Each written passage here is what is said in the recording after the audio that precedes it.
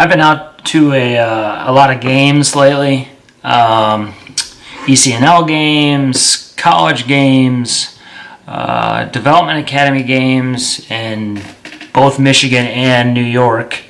And one thing that I've just seen as a whole that's been a problem is defensive shape. Defensive shape as a team. Obviously, defending is kind of overlooked because as coaches, we've been told that we don't develop enough creative players or 1v1 artists, and frankly, we've forgotten all about defending.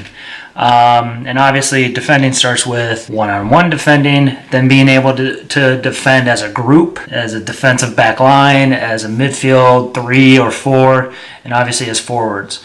But then there's team defending in shape, and I think that what I'm about to show you can really show some understanding of how defending works as a group and how it can tie into individual defending, like things with the 1/3 rule. So here it is.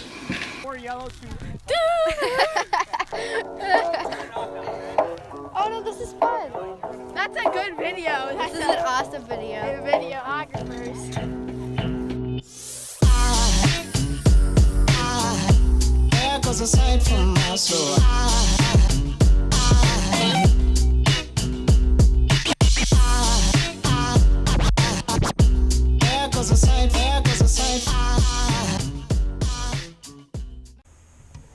As coaches, as teams, as players, we always talk about the field in thirds, right? So defensive third, midfield, and final. You know, that's soccer. We need to be teaching, obviously, you know, the safety versus risk. So safety first. Midfield would be 50% risk, 50% safety. And then obviously in the final third, risk or take risks. So we've all been taught that, right? Separate the field into thirds. I think it's more important to separate the field into thirds, separating the final thirds into, vertically rather than horizontal. So, here's the thing. Team defending, okay? These 3 zones, okay? So we have 3 zones. Now, when we are in attack, offensively, when the ball is in the center of the field,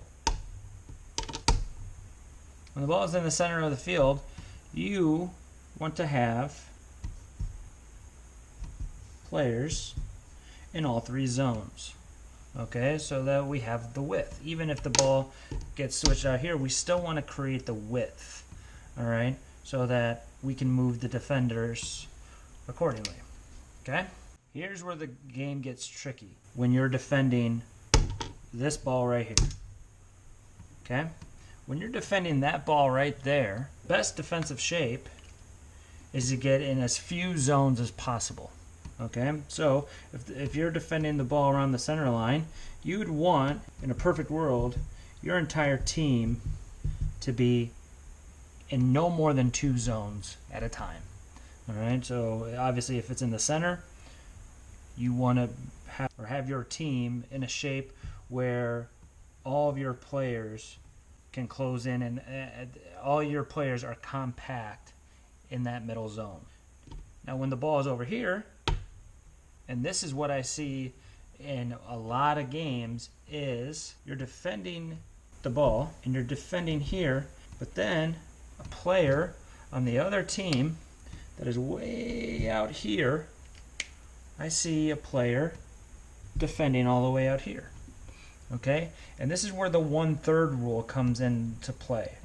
If the player that you're defending is 60 yards away from the ball, you're allowed to be 1/3 of that distance away. So instead of being here, you should be tucked in and in here. So this allows this player to move over here, this player moves here, and this player moves here. In the games that I've witnessed, is this gets sucked out here. Now there's gigantic gaps for players from the midfield. For players from the midfield to run into an attack. If the ball is here, we want to be in no more defensively. We want to be in no more than 2 gaps. Okay? Or 2 lanes or 2 zones. So we want our entire back line. We have pressure, we have cover, and then we have the players balancing out to keep players off. Okay? Alright, and that goes for the team. Alright, let's say we're playing a 4-4-2. Alright, it should also look like something like this, and then we can double down here. Then, if the ball gets switched, we can shift together as a group. There goes a sight from my soul.